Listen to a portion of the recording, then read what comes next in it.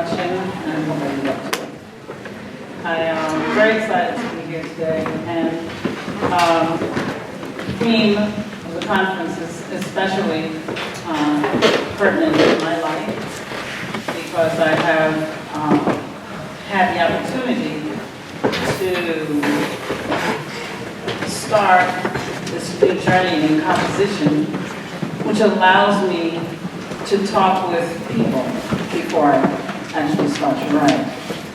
And as an example, the Nelson Mandela work was a work afforded to me because of my travels to South Africa, and I had the opportunity to speak with a wide gamut of people, ranging from the successor of Desmond Tutu to the president of the Nelson Mandela Foundation, to the gardener, the cook, the lady that cleans the homes and the house that I stayed in, and learned so much. And it's what allows me to put their words into music. And the reason that Charleston work came along was because actually the day before the shooting occurred, I was in Columbia, which wasn't too far away. And I was there because a dear friend of mine had lost her father, and I was there for the funeral. But oddly enough, we were at Goodwill. And Goodwill is her favorite store, and I found it especially beautiful because people in there spoke. And it didn't matter what I looked like, what they looked like. Everyone in there was so friendly. And it was the friendliest moment that I ever had in a store, actually, to be honest. And when I left, I had a beautiful feeling about the area and how people came together and just were nice to each other. That's where it starts. And then the next day, the shooting happened, and I felt extraordinarily saddened. And so I did have the opportunity to return back and speak with members of the church, Mother Emanuel, and I learned history. I learned how they responded, and I learned what was important.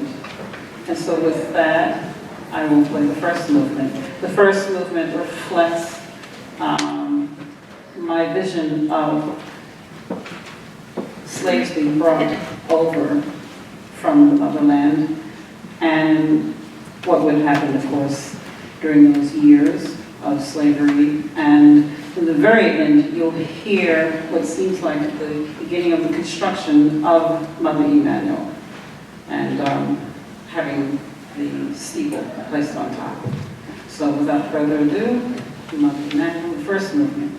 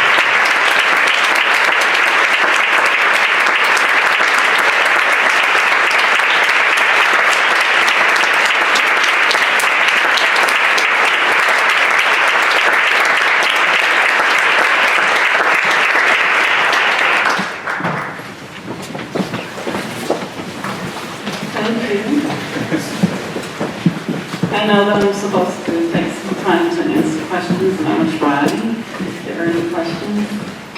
Yes. I was wondering, your piece was so powerful that it could just conjure up so many ideas in the mind. What were you imagining when you composed it? There was the moment, but what are the specific things that you were capturing with the composition? With a particular event, a particular moment of time? So, I will answer that. I hesitate sometimes because I like people to sort of have their own vision, but I'm certainly happy to share.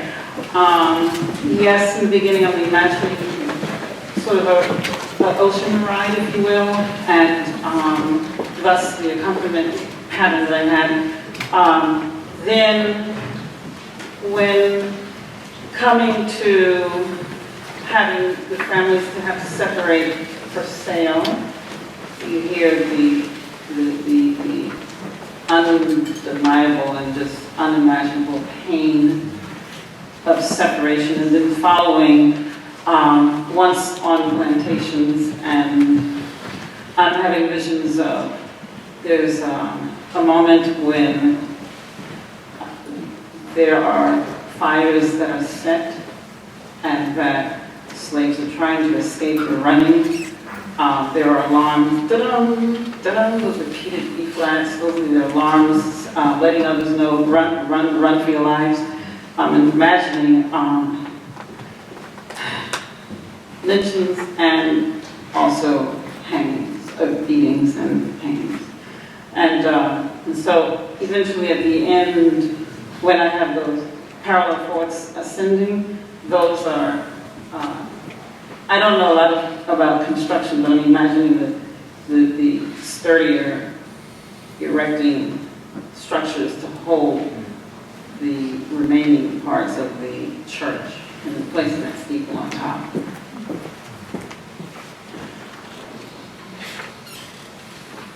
Anyone else?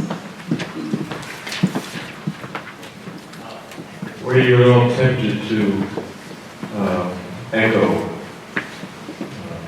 from a hymn or spiritual? Did that cross your mind? So in one of the movements, I forget which one, it might be the fourth movement. Okay. What a Friend We Have in Jesus is actually in the last movement. Okay. But in the fourth movement, which is pays tribute to the lives lost, that's entitled It Is Well. And it's entitled It Is Well because the trustee that I had the opportunity to speak with at length at the church, I told him what I was writing, and I told him that I wanted one of the movements to be named after something that he thought was most important, and It Is Well was that title. I thought I heard an allusion to There's a Place Somewhere. Oh, I'm not responsible for it. Thank you. There was a question up front.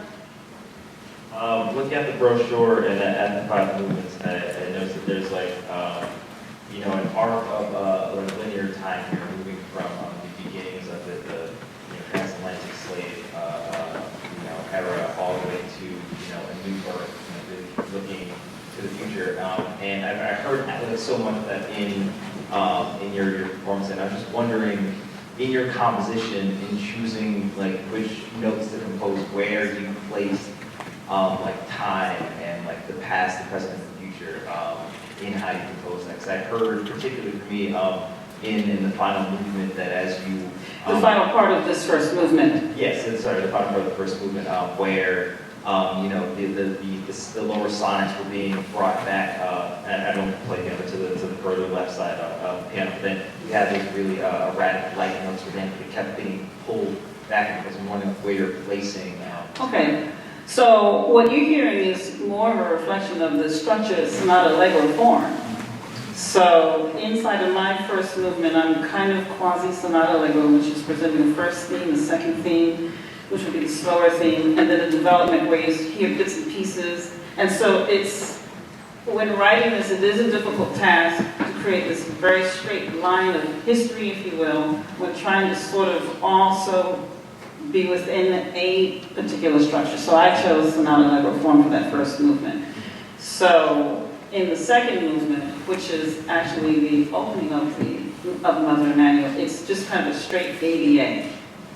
And so then finally, the third movement is going to be more or less the same.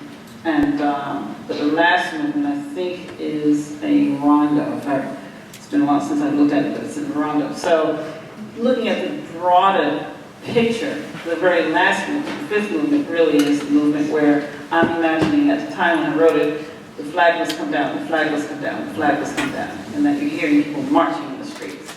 So that would really be reflected in this first movement. But I think, does that get close to what you may have been? Yeah, no. Okay. Very well, thank you. Okay. All right, thank you.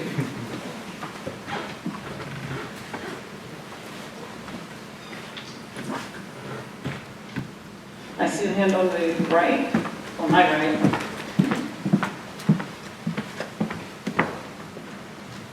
Hi, beautiful work. Thank you. So there were several times where you were playing very, very low down on the register, simultaneously very, very high on the register. And that created a sort of tension and kind of simultaneous activity for me. But I was wondering if you had, what the source of that was for you, if it was some sort of like a symbol or narrative design. Okay, thank you for that. I tend to write with layers. And so the lower part that you would hear would be a reflection of the antagonist coming in, if you will, looking for any slaves to grab. And maybe the upper would be runaways, if you will. So I'm thinking along the lines of that. So there's like 2 or 3 different layers at any given time that I'm juxtaposing these ideas.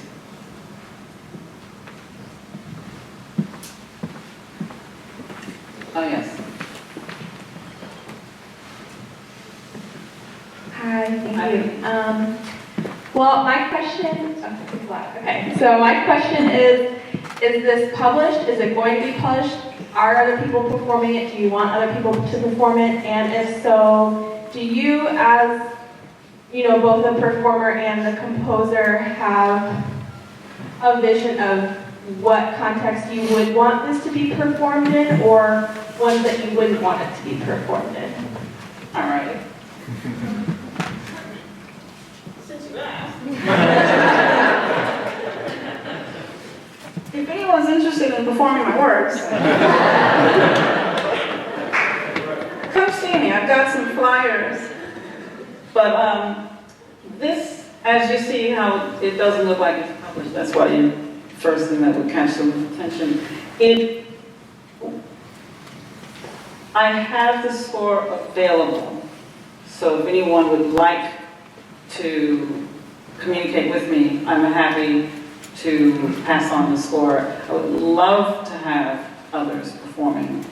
And I plan to record this probably next year, because the last movement is hard.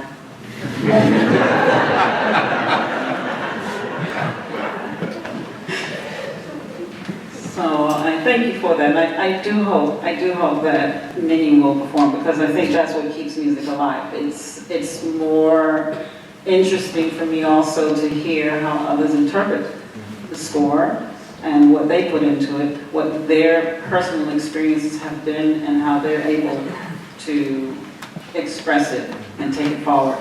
My dream is, which I learned from my trip to South Africa, is to find a way to continue to write music that brings people in harmony. And I know that sounds so cliche, but my music hopefully will continue to make statements that will help people maybe ask questions as we're asking now, and to just have a little bit more of compassion and sensitivity as we move forward as a human race.